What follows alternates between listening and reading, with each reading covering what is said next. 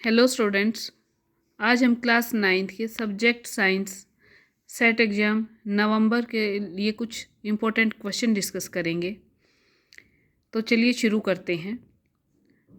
First question है gold यानी सोना, इसका सिंबल क्या है।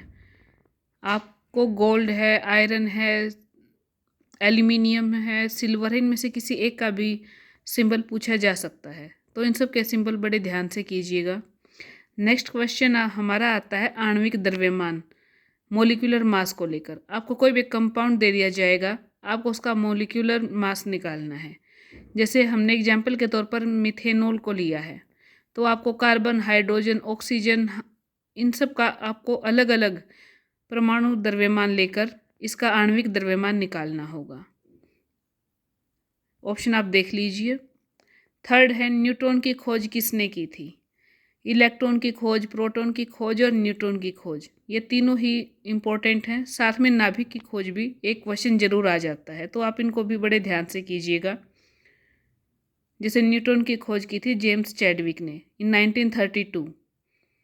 नेक्स्ट हमारा आता है क्वेश्चन ऊर्जा का एसआई मात्रक क्या है। ऑप्शन आप देख लीजिए। आपको शक्ति का एसआई मात्रक भी पूछा जा सकता है, बल का एसआई मात्रक भी पूछा जा सकता है, कार्य का एसआई मात्रक भी पूछा जा सकता है। तो ये सभी इम्पोर्टेंट हैं, इनमें से कोई भी एक आपका आ सकता है पेपर में, तो इनको ज़रूर याद कीजिएगा। नेक्स्ट हमारा आता है रासायनिक सूत्र। तो आपको कोई भी कंपाउंड दे दिया जाएगा, आपको उसका केमिकल फॉर्मूला लिखना है। जैसे कैल्शियम क्लोराइड का फॉर्मूला आपको इनमें से पहचानना है कौन सा होगा। नेक्स्ट क्वेश्चन हमारा आता है नाभिक की खोज किसने की। ये भी इम्पोर्टेंट क्वेश्चन है।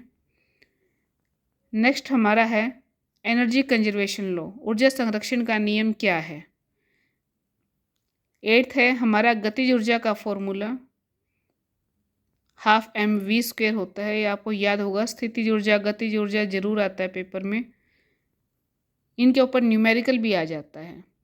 नेक्स्ट क्वेश्चन है हमारा आयन किसे कहते हैं, इसके नाम लिखिए। आयन कितने प्रकार का होता है, इसके हमें नाम बताने हैं। और आयन बनते कैसे हैं, ये इसकी परिभाषा में भी आ जाता है। क्वेश्चन नंबर 10 द्रव्यमान संख्या, जिसे हम लेटर ए से रिप्रेजेंट करते हैं, क्या होती है।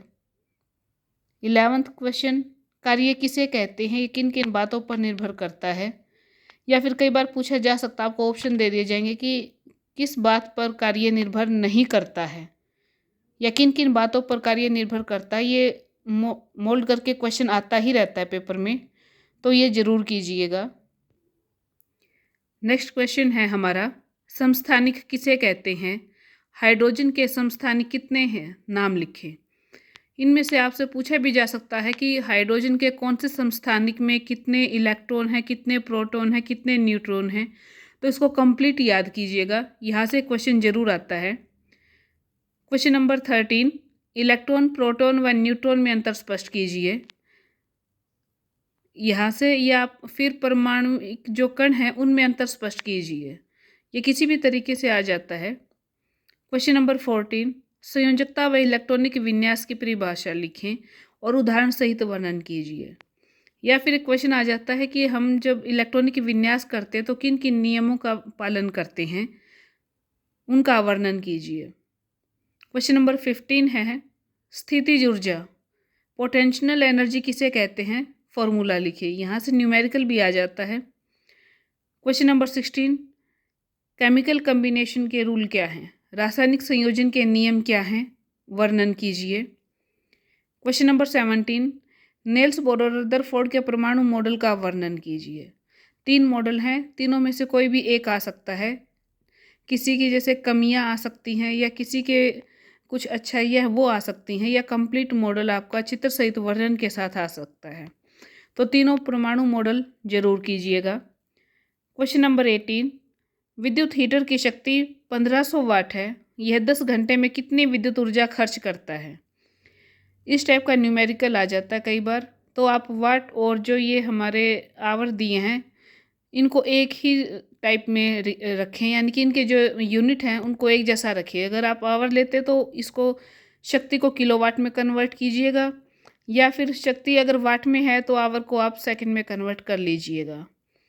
क्वेश्चन नंबर 19, ऊर्जा रूपांतरण का उदाहरण के साथ वर्णन कीजिए। जैसे आप साइकिल चलाते तो कौन सी ऊर्जा किस में रूपांतरित होती है, या जब बैल किसी गाड़ी को खींचता है तो कौन सी ऊर्जा का रूपांतरण कैसे होता है, या धनुष के ऊपर जब बाण चढ़ाकर उसके प्रत्यंचा को खींचा जाता है तो ऊर्जा रूपांतरण कैसे होता है। ऐसे इस प्रकार का कोई भी एक उदाहरण देकर आप स्पष्ट कर सकते हैं। क्वेश्चन नंबर 20, आपके पास किसी वस्तु का द्रव्यमान दे रखा है, स्थितिज ऊर्जा दे रखी है, तो आपको धरती से उस वस्तु की सापेक्ष ऊंचाई ज्ञात करनी है। कई बार क्या है कि द्रव्यमान दे रखा है, ऊंचाई दे रखी है, तो आपसे स्थितिज ऊर्जा पूछ ली जाती है, तो इस तरह का जरूर कीजिएगा। और एक क्वेश्चन आपका आएगा AR वाला, तो उसकी तैयारी आप कीजिएगा 3rd चैप्टर से, आराम से हो जाएगा, इजी चैप्टर है काफ़ी। तो उम्मीद करती हूँ आपको अपने सेट एग्ज़ाम के लिए काफ़ी हेल्प मिलेगी। Thank you very much and best of luck.